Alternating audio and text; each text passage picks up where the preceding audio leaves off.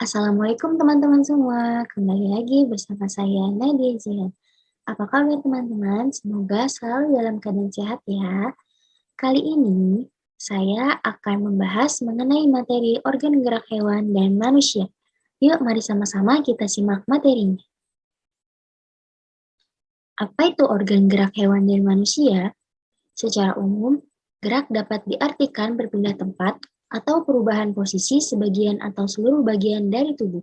Makhluk hidup akan bergerak apabila ada rangsangan yang mengenai sebagian atau seluruh bagian tubuhnya. Nah, teman-teman ingat tidak? Salah satu ciri-ciri dari makhluk hidup itu adalah bergerak. Makhluk hidup bergerak apabila ada rangsangan yang mengenai sebagian atau seluruh bagian tubuhnya. Alat-alat gerak yang digunakan pada manusia dan hewan ada dua macam, yaitu alat gerak pasif berupa tulang dan alat gerak aktif berupa otot. Kedua alat gerak ini akan sama bekerja dalam melakukan pergerakan. Kerjasama antara kedua alat tersebut membentuk suatu sistem yang disebut dengan sistem gerak. Mengapa otot dikatakan alat gerak aktif? Otot dikatakan alat gerak aktif karena otot memiliki suatu senyawa kimia yang dapat membuatnya bergerak. Lalu kemudian, mengapa tulang dikatakan alat gerak pasif? Tulang dikatakan alat gerak pasif karena tulang tidak dapat bergerak dengan sendirinya. Akan tetapi, tulang mempunyai peranan yang besar dalam sistem gerak manusia dan hewan. Pada saat otot yang menempel pada tulang bergerak, otot tersebut akan membuat tulang bergerak. Jadi, otot dan tulang saling sangat berkaitan. Kemudian, organ gerak hewan. Organ gerak hewan ini terbagi menjadi dua macam. Yang pertama, hewan vertebrata dan yang kedua hewan invertebrata. Yang pertama, hewan vertebrata. Hewan vertebrata adalah hewan yang memiliki tulang belakang pada tubuhnya. Contohnya seperti ikan, reptilia, amfibi, burung, dan mamalia. Pada ikan memiliki alat gerak sirip dan ekor yang berfungsi untuk berenang dan menjaga keseimbangan. Pada reptil memiliki alat gerak seperti kaki, contohnya buaya, otot perut, contohnya ular, dan juga kaki dayung, contohnya penyu yang berfungsi untuk berjalan, merayap, memanjat, dan juga berenang. Kemudian pada amfibi memiliki alat gerak kaki seperti halnya katak yang berfungsi untuk berjalan, melompat, dan berenang. Pada burung, burung memiliki alat gerak kaki dan sayap yang berfungsi untuk berjalan dan terbang. Dan terakhir pada mamalia memiliki alat gerak kaki seperti sapi, kambing, kucing, dan juga paus, lumba-lumba memiliki alat gerak berupa sirip yang berfungsi untuk berjalan, melompat, berlari, dan juga berenang. Yang kedua pada hewan invertebrata. Hewan invertebrata adalah hewan yang tidak memiliki tulang belakang pada tubuhnya. Contohnya seperti laba-laba, udang, cacing, ubur-ubur, kupu-kupu, bintang laut, dan lintah.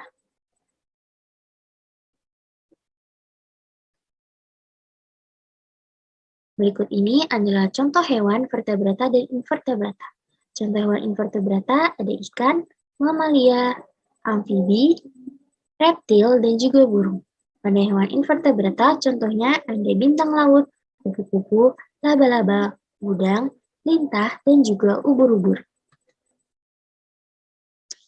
Lanjut pada materi berikutnya adalah organ gerak manusia dan fungsinya.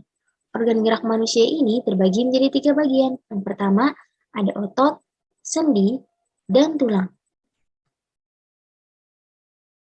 Sistem gerak merupakan cara tubuh manusia untuk bekerja.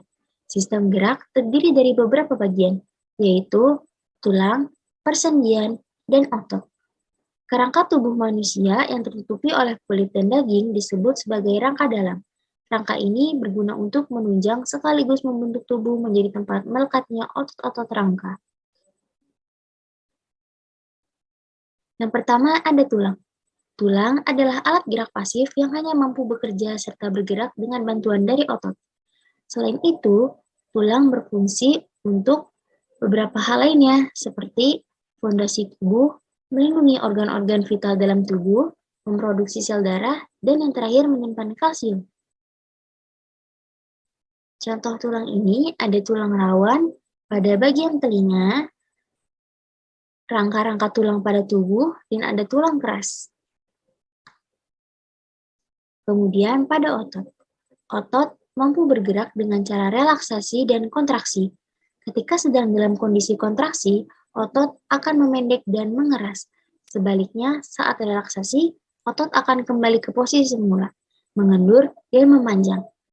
Otot terbagi menjadi 3, yaitu otot lurik, otot polos, dan otot jantung.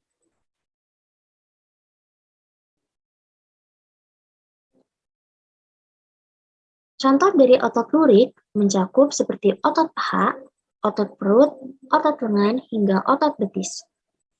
Otot lurik ini terdiri dari serat-serat elastis sehingga memungkinkan tubuh bergerak menjadi lebih bebas. Kemudian pada otot polos. Otot polos bergerak secara otomatis tanpa kita sadari. Sebenarnya pergerakannya itu diatur oleh otak, namun dilakukan berdasarkan kebutuhan, bukan karena keinginan. Otot polos ditemukan pada organ dalam seperti organ-organ pencernaan. Dan yang terakhir ada otot jantung. Otot jantung ini terdapat pada organ jantung. Otot jantung berbentuk silindris, bercabang, dan bekerja di luar kesadaran kita. Kemudian ada sendi. Sendi merupakan sebutan untuk pertemuan antara dua buah tulang. Contohnya seperti tulang rahang atas dan bawah. Oleh karena itu disebut sendi rahang. Ada beberapa jenis sendi yang lain, yaitu seperti sendi mati, sendi kaku, dan juga sendi gerak. Pada sendi gerak ini terbagi menjadi 5 bagian yang dapat kita ketahui, seperti sendi engsel, sendi putar, sendi pelana, sendi peluru, dan juga sendi geser. Sendi mati ini tidak memiliki celah sehingga tidak memungkinkan adanya pergerakan. Contoh sendi mati itu berada pada tulang pada bagian tengkorak. Kemudian pada sendi gerak. Sendi gerak dapat bekerja secara bebas. Sendi gerak yang dapat kita ketahui ada 5. Yang pertama itu ada sendi engsel. Sendi engsel ini dapat menggerakkan tulang ke satu arah seperti persendian pada lutut dan siku. Yang kedua ada sendi pelana. Sendi ini dapat menggerakkan tulang ke dua arah, seperti persendian pada ruas ibu jari dengan telapak tangan. Yang ketiga, ada sendi geser. Sendi ini memungkinkan gerakan pergeseran pada tulang, contohnya pada sambungan pergelangan tangan dan pergelangan kaki. Yang keempat, ada sendi putar. Sendi ini dapat bergerak memutar karena memiliki poros pada tulang lain, seperti hubungan antara tulang leher dan tulang tengkorak. Dan yang terakhir, kelima, ada sendi peluru. Sendi ini memiliki bentuk bonggol sehingga dapat bergerak ke segala arah. Contohnya adalah hubungan antara tulang lengan dan tulang belikat. Kemudian ada sendi kaku. Sendi ini bisa bergerak, namun gerakannya ini sangat terbatas. Contoh sendi kaku ini terdapat pada ruas tulang belakang. Demikian materi yang dapat saya sampaikan, kurang lebihnya mohon maaf. Wassalamualaikum warahmatullahi wabarakatuh.